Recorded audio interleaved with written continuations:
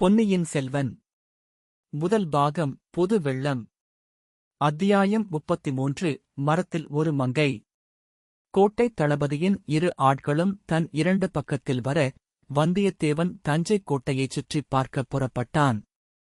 தான் தப்பித்து ஓடிவிடாமல் பார்த்துக் கொள்ளவே அவர்கள் தன்னுடன் வருகிறார்கள் என்பதைப் பற்றி அவனுக்கு சந்தேகம் இருக்கவில்லை. கோட்டை வாசல் வழியாக வெளியே யாரையும் போக விடாமல் பார்த்துக் கொள்ளும்படி கட்டளை பிறந்திருக்கும் என்பதிலும் ஐயமில்லை. ஆனாலும் அவன் அன்று முன்னிரவுக்குள் தப்பிச் சென்றே தீர வேண்டும். பெரிய பழுவேட்டரையர் வந்துவிட்டால் பிறகு தப்பித்துச் செல்வது இயலாத காரியம், உயிர் பிழைத்திருப்பதே முடியாத காரியமாகிவிடும். ஆகவே தஞ்சாவூர் கோட்டைக்குள் வந்தியத்தேவன் அங்குமிங்கும் அலைந்து வேடிக்கை பார்த்துக் கொண்டிருந்தபோது அவருடைய மனம் தப்பிச் செல்லும் வழிகளைப் பற்றி ஆலோசித்துக் கொண்டே இருந்தது. முதலில் இந்த இமகிங்கரர்களிடமிருந்து தப்ப வேண்டும், பின்னர் கோட்டையிலிருந்து தப்பிச் செல்ல வேண்டும். எப்படித் தப்புவது? அதுதான் தெரியவில்லை. பார்க்கப் போனால் இவர்களிடமிருந்து தப்புவது பெரிய காரியமில்லை. 2 பேரையும் ஒரு வினாடி நேரத்தில் தாக்கிக் கீழே தள்ளிவிட்டு ஓடிவிடலாம். ஆனால் எங்கே ஓடுவது? தஞ்சைக் கோட்டையை பழுவேட்டரையர்கள் எவ்வளவு பலப்படுத்திக் கட்டியிருக்கிறார்கள் என்பது நாடறிந்த செய்தி. அவர்களுடைய அனுமதியின்றி தஞ்சைக் கோட்டைக்குள் காற்றுக்கூட நுழைய முடியாது என்று ஜனங்கள் சொல்லுவார்கள். யமனும் வர முடியாது என்று சக்கரவர்த்தியே இன்று காலையில் சொன்னார். அத்தகைய கோட்டையிலிருந்து எப்படிச் செல்வது? இந்த இருவரையும் தொட வேண்டியதுதான். அவர்கள் உடனே கூச்சல் கிளப்பிவிடுவார்கள். அடுத்த கணத்தில் தான் பாதாள சிறைக்குப் போக நேரிடும், அல்லது உயிரிழக்க நேரிடும். இவர்களைத் தாக்குவதில் பயனில்லை. தாக்காமல் தந்திரத்தினாலேயே தப்பிக்க வேண்டும். அப்படித் தப்பித்த பிறகு கோட்டையிலிருந்து வெளியேற வழி தேட வேண்டும். எவ்வளவு பலமான கோட்டையாயிருந்தாலும் இரகசியச் சுரங்க வழி இல்லாமற் போகாது. அதை எப்படி கண்டுபிடிப்பது? அது யாருக்குத் தெரிந்திருக்கும்? தெரிந்தவர்கள் யாரேனும் இருந்தாலும் தனக்குச் சொல்வார்களா? இப்படி பலவகையாக சிந்தித்துக் கொண்டே நடந்தபோது சட்டென்று பழுவூர் இளையராணியின் நினைவு வந்தது. ஆகா, அந்தக் கோட்டைக்குள் யாராவது தனக்கு உதவி செய்வதாயிருந்தால் அந்த மாதரசிதான் செய்யக்கூடும். அதுவும் சந்தேகந்தான். ஆனால் ஆழ்வார்க்கடியானின் பெயரைச் சொல்லி ஏதேனும் தந்திர மந்திரம் செய்து பார்க்கலாம். அப்படி பார்ப்பதற்கு முதலில் பெரிய பழுவேட்டரையரின் அரண்மனையைக் கண்டுபிடிக்க வேண்டும். கண்டுபிடித்தாலும் தான் அங்கே ராணியைப் பார்க்கச் செல்வது இந்த தடியர்களுக்கு தெரியக்கூடாது. தெரிந்தால் இவர்கள் போய் சின்ன பழுவேட்டரையரிடம் சொல்லிவிடுவார்கள். அதிலிருந்து என்ன விபரீதம் நேருமோ யார் கண்டது? ஒருவேளை பெரிய பழுவேட்டரையர் அரண்மனையில் இருக்கும்போது அவரே வந்துவிட்டால் என்ன செய்வது? சிங்கத்தின் குகைக்குள் நாமாகச் சென்று தலையைக் கொடுப்பது போல ஆகுமே. வந்தியத்தேவனுடைய மனம் சிந்தித்துக் கொண்டிருந்தபோது அவனுடைய வாயும் கண்களும் சும்மா இருந்துவிடவில்லை. பின்னோடு வந்தவர்களை, அது என்ன? இது என்ன? அது யார் அரண்மனை? இது யார் மாளிகை? இது என்ன கட்டடம்? அது என்ன கோபுரம்? என்றெல்லாம் அவன் வாய் கேட்டுக் கொண்டே இருந்தது. அவனுடைய காதுகள், இது பெரிய பழுவேட்டரையர் அரண்மனை அல்லது பழுவூர் இளையராணி அரண்மனை என்று மறுமொழி வருகிறதா என்று கூர்ந்து கவனித்துக் கொண்டே இருந்தன. அவனுடைய கண்களோ அப்புறமும் இப்புறமும் நாலாபுறமும் கவனமாக பார்த்துக் கொண்டு வந்தன. அப்படி பார்த்து வந்தபோது ஒரு விஷயம் அவன் கண்கள் வழியாக மனத்தில் நன்கு பதிந்தது. கோட்டைக்குள்ளே பிரதான வீதிகள் விசாலமாயும் ஜனப்போக்குவரவு நிறைந்ததாயும் இருந்தபோதிலும் சந்து பொந்துகளும் ஏராளமாயிருந்தன. மரமடர்ந்த தோட்டங்களும் அதிகமாயிருந்தன.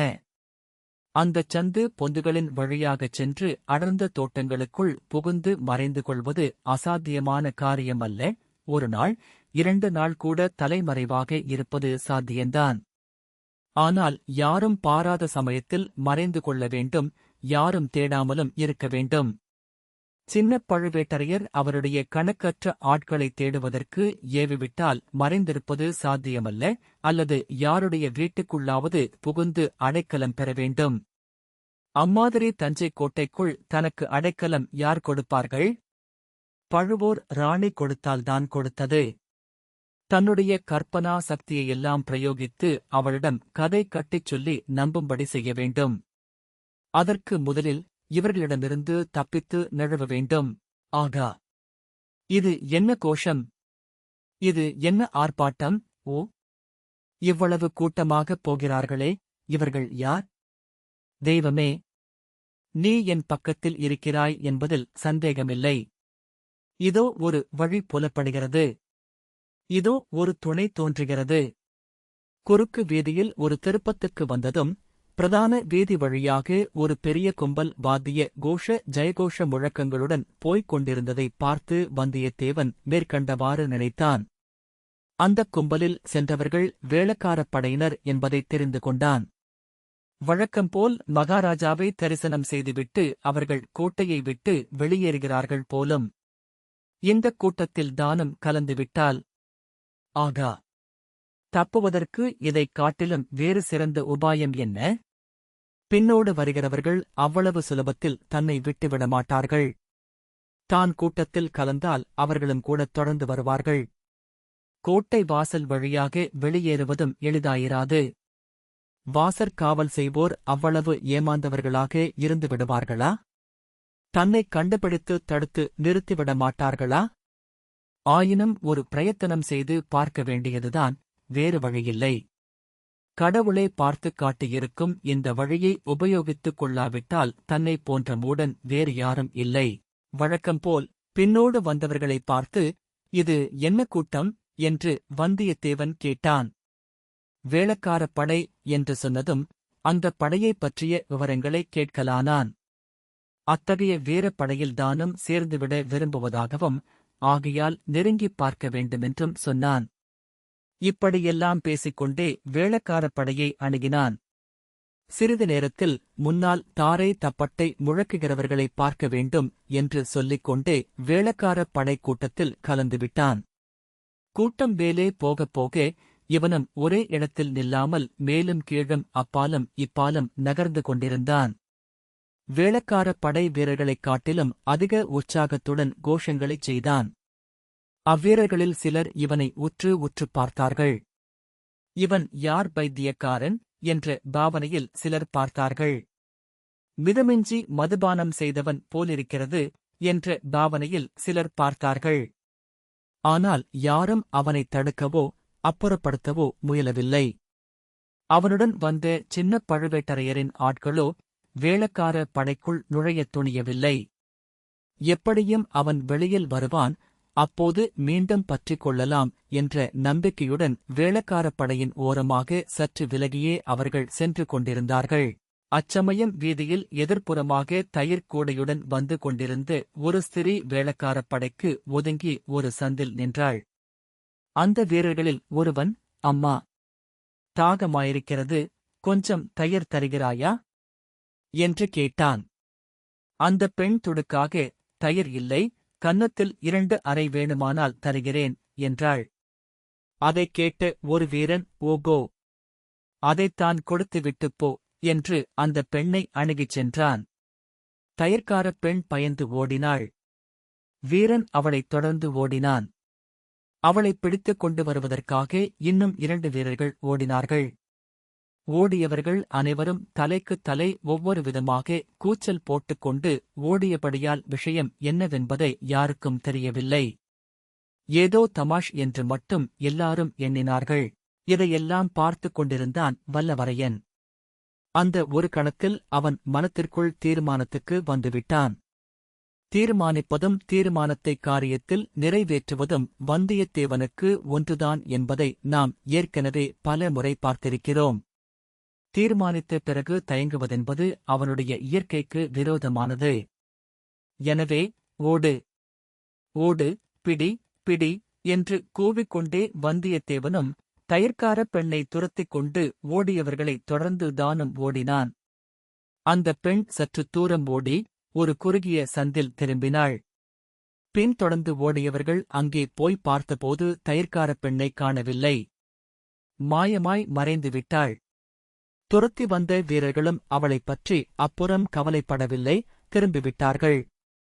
வந்தியத்தேவன் மட்டும் திரும்பவில்லை. அந்தப் பெண் புகுந்து சென்ற சந்து வழியாகவே மேலும் ஓடினான். இன்னும் 2-3 சந்துகள் புகுந்து திரும்பிய பிறகே ஓட்டத்தை நிறுத்தி மெதுவாக நடக்கலுற்றான். வேளக்கார படை சாதாரணமாக கோட்டையிலிருந்து வெளியேறும் நேரம் சூரியாஸ்தமன நேரம் அல்லவா? வந்தியத்தேவன் இப்போது புகுந்து சென்ற சந்துகளில் ஏற்கனவே இருள் சூழ்ந்துவிட்டது. இருபுறமும் சில இடங்களில் மதில் சுவராயிருந்தது. சில இடங்களில் செடி கொடிகள் அடர்ந்த வேலியாயிருந்தது. வந்தியத்தேவன் எங்கும் நிற்காமல் போய்க் கொண்டேயிருந்தான். திசையைப் பற்றி அவன் கவலைப்படவில்லை. பெரிய வீதிகளில் புகாமல் சந்து பொந்துகளின் வழியாக புகுந்து போனால் எப்படியும் கோட்டை வெளிச்சுவரை அடைந்தே தீர வேண்டும். கோட்டைச் சுவரை அடைந்த பிறகு என்ன செய்வது என்பதைப் பிறகு தீர்மானித்துக் கொள்ளலாம். யோசித்து யுக்திகள் கண்டுபிடிப்பதற்குத்தான் இரவெல்லாம் நேரம் இருக்கிறதே. சற்று நேரத்துக்கெல்லாம் நன்றாக இருட்டிவிட்டது. அவன் சென்ற பாதை கடைசியில் ஒரு மதில் சுவரில் வந்து முடிந்தது. இருட்டில் நடந்து வந்து வந்தியத்தேவன் அச்சுவரின் மேல் இலேசாக மோதிக்கொண்டான். சுவர் என்று மட்டும் தெரிந்தது. அது என்ன சுவர், எவ்வளவு உயரமான சுவர் என்பது ஒன்றும் தெரியவில்லை. அநேகமாக அது கோட்டை மதில் சுவராகவே இருக்கலாம். அப்படியானால் இங்கேயே உட்கார்ந்து விடுவதுதான் சரி. சிறிது நேரத்துக்கெல்லாம் சந்திரன் உதயமாகும். அப்போது பார்த்துத் தெரிந்து கொள்ளலாம். அதுவரை ஒளிந்திருப்பதற்கு இதைக் காட்டிலும் நல்ல இடம் இருக்க முடியாது. இத்தனை நேரம் சின்னப் பழுவேட்டரையரின் ஆட்கள் திரும்பிப் போய்ச் சொல்லியிருப்பார்கள். கோட்டைத் தளபதி தன்னுடைய ஆட்களை நாலாபுறமும் ஏவியிருப்பார். ஒருவேளை வேளக்காரப் படையுடன் தான் வெளியேறியிருக்கலாம் என்றும் சந்தேகித்திருப்பார். கோட்டைக்கு உள்ளேயும் வெளியிலேயும் தன்னை தேடிக் கொண்டிருப்பார்கள். தேடட்டும், தேடட்டும், நன்றாகத் தேடட்டும். அவர்களையெல்லாம் ஏமாற்றிவிட்டு நான் இக்கோட்டையை விட்டு தப்பித்துச் செல்லாவிட்டால் நான் வாணர் குலத்தவன் அல்ல. என் பெயரும் வந்தியத்தேவன் அல்ல. ஆனால் சந்திரன் உதயமாகி நிலா அடிக்கத் தொடங்கிவிட்டால் பழுவேட்டரையர் ஆட்களுக்கும் வசதியாகப் போய்விடும். தன்னைத் தேடி இங்கே வந்தாலும் வந்துவிடுவார்கள். வந்தால் வரட்டும், தாராளமாய் வரட்டும். இந்த அடர்ந்த தோப்புக்குள் ஒளிந்து கொண்டால் யார்தான் தேடிக் கண்டுபிடிக்க முடியும்? இப்படி எண்ணிக்கொண்டே சுவரின் மீது சாய்ந்து கொண்டு வந்தியத்தேவன் உட்கார்ந்தான். இளம்பிள்ளையாதலாலும் பகலெல்லாம் அலைந்து களைத்திருந்தபடியாலும் கண்ணைச் சுழற்றிக் கொண்டு தூக்கம் வந்தது. மேலக்காற்றில் மரக்கிளைகள் ஆடி ஒன்றோடொன்று உராய்ந்து உண்டாக்கிய சத்தம் தாலாட்டுப் பாடலைப் போல மயக்கத்தை உண்டு பண்ணியது. அப்படியே தூங்கிவிட்டான். அவன் தூக்கம் நீங்கி கண் விழித்தபோது சந்திரன் உதயமாகி கீழ்வானத்தில் சிறிது தூரம் மேலே வந்திருந்தது. அடர்ந்த மரக்கிளைகளின் வழியாக நிலா வெளிச்சம் வந்து சுற்றுப்புற காட்சிகளை அரைகுறையாக அவனுக்குக் காட்டியது. தனது நிலை என்னவென்பதை வந்தியத்தேவன் ஞாபகப்படுத்திக் கொண்டான். சுவரில் சாய்ந்தபடிதான் தூங்கிவிட்டது அவனுக்கு வியப்பை அளித்தது. அதைக் காட்டிலும் துயில் நீங்கி விழித்துக் கொண்டது ஆச்சரியம் அளித்தது. தன்னுடைய துயிலை நீக்கி விழிக்கச் செய்த காரணம் யாது? ஏதோ ஒரு குரல் கேட்டது போல் தோன்றியதே. அது மனிதக் குரலா? அல்லது விலங்கின் குரலா? அல்லது இரவில் விழித்திருக்கும் பறவையின் குரலா? குரல் கேட்டதுதான் உண்மையா? வந்தியத்தேவன் அண்ணாந்து பார்த்தான். அரைகுறையான நிலா வெளிச்சத்தில் செங்குத்தான சுவர் தெரிந்தது. இது கோட்டை சுவராயிருக்க முடியாது. கோட்டைச் சுவர் இன்னும் உயரமாயிருக்கும். ஒருவேளை வெளிக்கோட்டை சுவருக்குள்ளே இன்னொரு சிறிய கோட்டை சுவராக இருக்குமோ? அல்லது பெரியதொரு அரண்மனைத் தோட்டத்தின் மதில் சுவரோ? அண்ணாந்து பார்த்துக் கொண்டே வந்தியத்தேவன் எழுந்தான். ஒரு கணம் அவனுடைய இருதயத் துடிப்பு நின்று போயிற்று. வயிற்றிலுள்ள குடல் மேலே மார்பு வரை விம்மி வந்து அடைத்தது. அவ்வளவு பீதி உண்டாயிற்று. அதோ அந்த முதல் சுவருக்கு மேலேயுள்ள மரக்கிளையில் இருப்பது என்ன? மரங்களில் வசிக்கும் வேதாளம் என்னும் பிசாச்சைப் பற்றி அவன் கேட்டிருந்த கதைகள் பலவும் நினைவுக்கு வந்தன. ஆனால் வேதாளம் பேசுமா? மனிதக் குரலில் பேசுமா? அதுவும் பெண்ணின் குரலில் பேசுமா? இந்த வேதாளம் அவ்வாறு பேசுகிறதே. என்ன சொல்கிறது என்று கேட்கலாம். என்ன ஐயா, சுவரில் சாய்ந்தபடி தூங்கிவிட்டாயா? எத்தனை தடவை கூப்பிடுகிறது? இது வேதாளம் அல்ல, மனித குலத்து பெண்மணிதான் பேசுகிறாள். மரக்கிளையின் மீது உட்கார்ந்திருப்பவள் ஒரு பெண்மணிதான். இது என்ன கனவா? அல்லது உண்மையில் நடப்பதா? அழகுதான். இன்னும் தூக்கம் கலையவில்லை போலிருக்கிறது. இதோ ஏணியை வைக்கிறேன். ஜாக்கிரதையாக ஏறி வா. கீழே விழுந்து தொலைக்காதே. இப்படிச் சொல்லிக் கொண்டே அப்பெண் சுவரின் உட்புறத்திலிருந்து மெல்லிய மூங்கிலினால் ஆன ஏணி ஒன்றை எடுத்து வெளிப்புறத்தில் சுவர் ஓரமாக வைத்தாள். வந்தியத்தேவனுக்கு ஒன்றும் விளங்கவில்லைதான். ஆனாலும் இப்படிப்பட்ட அரிய சந்தர்ப்பத்தை, தன்னை தேடி வரும் சந்தர்ப்பத்தை அவன் விட்டுவிடுவானா? வருகிறது வரட்டும், பிறகு நடப்பது நடக்கட்டும். இப்போது இந்த ஏணியில் ஏறலாம். சுவரின் உச்சியை அடைந்த பிறகு மற்ற விவரங்கள் கேட்டு தெரிந்து கொள்ளலாம். ஏணியில் 3/4 பங்கு அவன் ஏறியபோது அந்த பெண் மறுபடியும், நல்ல தாமதக்காரன் நீ. அங்கே இளைய ராணியம்மாள் காத்துக் கொண்டிருக்கிறார்கள். இங்கே நீ மதில் சுவரில் சாய்ந்து தூங்கிக் கொண்டிருக்கிறாய் என்றாள். அப்போது ஏற்பட்ட அதிர்ச்சியினால் வந்தியத்தேவன் ஏணியிலிருந்து நழுவி விழுந்துவிட இருந்தான். நல்ல வேளையாக அங்கே சுவரில் நீட்டிக் கொண்டிருந்த கல்லை பிடித்துக் கொண்டு சமாளித்தான். இளைய ராணி என்றால் பழுவூர் இளைய ராணியாகத்தான் இருக்கும். நான் இங்கே வந்து உட்கார்ந்தது அவளுக்கு எப்படித் தெரிந்தது? மாயமந்திரம் ஏதோ அவள் அறிந்திருக்க வேண்டும். தன்னை பார்ப்பதில் அவளுக்கு இவ்வளவு சிரத்தை ஏற்பட காரணம் என்ன? ஒருவேளை வேறு எவனுக்காகவோ வைத்த ஏணியில் நான் ஏறிவிட்டேனோ? எப்படி இருந்தாலும் இருக்கட்டும். முன் வைத்த காலை பின் வைக்க முடியாது. எல்லாம் சற்று நேரத்தில் தெரிந்து போய்விடுகிறது. சுவரின் உச்சியருகில் வந்ததும் அவனுடைய கையைப் பிடித்து அந்தப் பெண் தூக்கிவிட்டாள். அப்போது நிலா வெளிச்சம் அவள் முகத்தில் அடித்தது. இதற்குள் ஆச்சரியப்படும் சக்தியையே வந்தியத்தேவன் இழந்துவிட்டான். அதனால்தான் அவளுடைய முகம் வேளக்காரப் படையினர் துரத்திய தயிர்கூடைக்காரியின் முகம் போல தோன்றியும் அவன் சுவரிலிருந்து தவறி விழவில்லை.